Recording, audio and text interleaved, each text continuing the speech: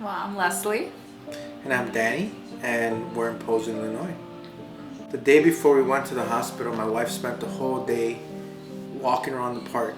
I was so excited. Yeah. It was my first pregnancy ever, so I couldn't wait to see Dany. But it was definitely an exciting moment leading up to, his birth. And then we went to the hospital early in the morning. Everything was fine, everything was normal.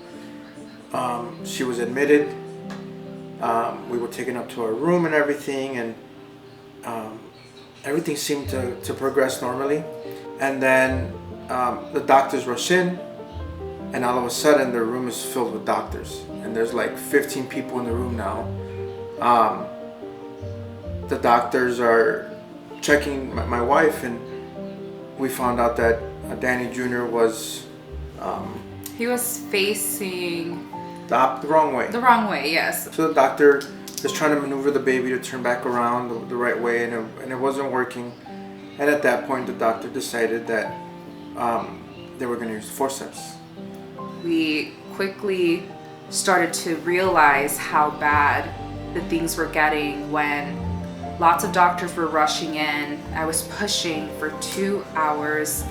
The room got filled so quickly.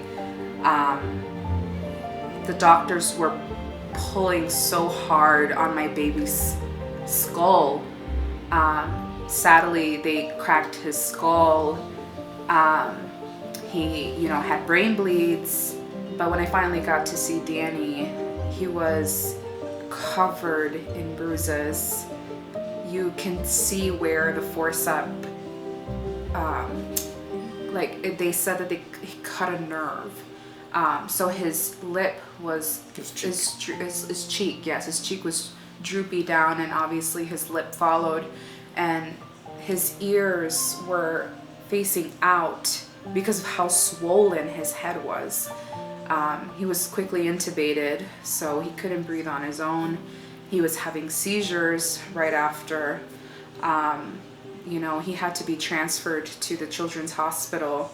We were told while he was in the NICU to prepare ourselves. It was the day before Easter. They told us we're going to warm his body and we don't expect him to make it. So that night my wife and I went to our room in the hospital, and I started looking for funeral homes because we started preparing. Finally gets to go home, and my wife was working at a dental office at the time, and her doctor told her, when he heard the story, he's like, you guys need to do something about this. Something was done wrong. And I went online. I started looking to see who could help us. That's how I found Lisa. We found Lisa, we found her team, reached out to them, and the next day they called us back, invited us into their office, explained everything, and since then, Lisa took care of us. Yeah, so Lisa and her team continued to reach out. Even after we settled, the team continued to check on Dany. A couple weeks after the case was settled, they actually sent Dany Jr. a book of what would Dany do. He is so obsessed with books, and it's really nice because Lisa and the team just thought of Dany almost as like their own, So just putting the thought of sending something for my son was really nice, because my son, he loves books, although he can't read yet. He just loves to look at the pictures, and he likes to act as though he could read, and having a book so personalized to him was really nice. What would Dany do? It's really nice. So we appreciated that from Lisa and the team, and they honestly really made us feel like family. After everything that we've been through, we definitely couldn't have done it without Lisa and her team at Grant Eisenhofer.